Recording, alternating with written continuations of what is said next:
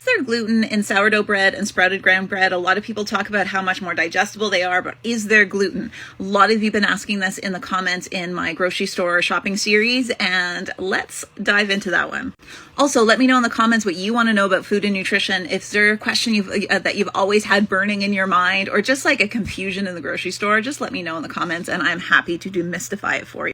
So I hear this a lot from clients, where they realize that they have a digestive issue when it comes to gluten, be that non-celiac gluten intolerance or celiac disease, and a friend says, oh, just eat sourdough bread, there's no gluten in it.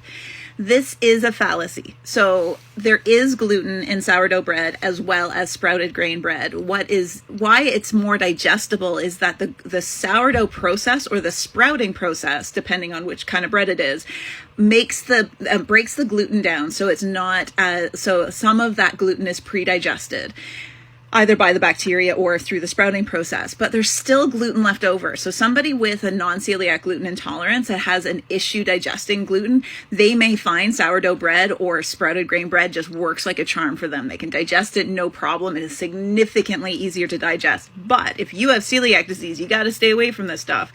There is enough gluten that's still fully formed to cause issues, major issues. So if you have a gluten sensitivity, try a properly done sourdough, and that's one with no yeast, generally found in a bakery that's had at least a 24-hour ferment, or try sprouted grain bread, but check on the ingredients and make sure all of the grain is sprouted. They frequently add extra gluten in there to make it just a better quality bread, but that's just going to mess with your digestive system.